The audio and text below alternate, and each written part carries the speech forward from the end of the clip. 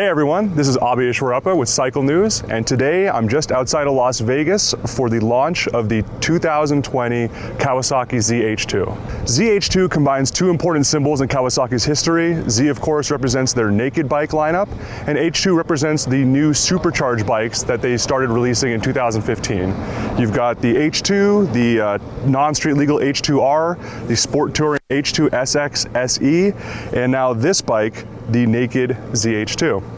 I think a lot of people were expecting this to come out when the supercharged motor was first released. And in fact, someone here at Kawasaki, one of the representatives, said that this is one of the most predicted bikes that they've ever made. Yet there's still some surprises. This is not just a H2 with the bodywork taken off. They've really spent some time tuning it for a more streetable application. The trellis frame has an all-new design to it. There's a double-sided swing arm instead of a single-sided swing arm.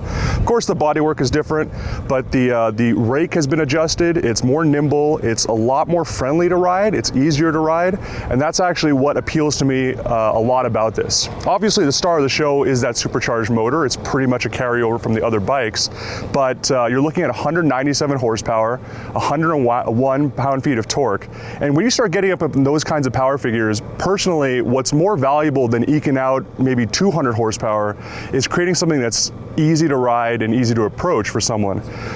A bike this fast should not be this easy to ride. I've been really impressed with how Kawasaki has been able to make something that's controllable when it comes to the fueling has been great. The supercharger itself does a good job of rolling on and is very predictable to work with. We've been given 2 days with this bike. Yesterday we were out on Las Vegas Motor Speedway, out on the road course as well as the NASCAR oval track, and today, as you can probably tell behind me, I'm in Valley of Fire State Park for some road-based stuff. I'm really impressed with how Kawasaki has been able to take this power plant but turn it into something that's, dare I say, friendly? It's a joy to use, but it lets you kind of access this crazy amount of power. And this bike, as you can imagine, it's quick. You're in second gear, you pin the throttle, the front wheel comes up, and it'll just float. The traction control will make you look like a hero, and you can just ride out a wheelie until you need to shift.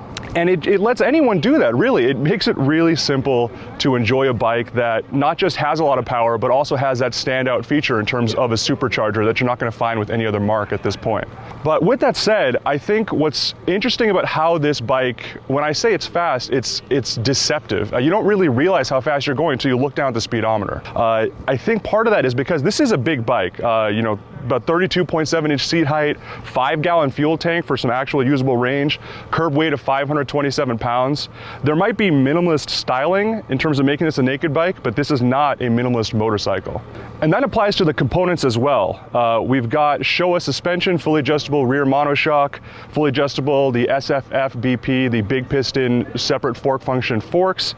You've got Brembo brakes, the calipers front and rear. There's really a lot going on, and it's all kind of reined in by a Bosch IMU that feeds a complete electronic suite. There's so many acronyms. I could go on for minutes. KIBS, KLCM. These things are really just Kawasaki's way of making sure that you're safe even while you're enjoying this at the limit. What I really appreciate about this bike, I would never call it entry level, but Kawasaki has been able to give it quite a price cut compared to its sisters in the lineup. An H2 in the US is about 29 grand. The H2 SX SE is 25. You can get this bike and get access to a supercharged motor for $17,000 in the US. So if that sounds like something you'd be interested in, you can head on over to your local Kawasaki dealership. The bikes are already available, only in this color choice with the green frame. And if you're looking for more details on the ZH2, check out Cycle News online for a full written review.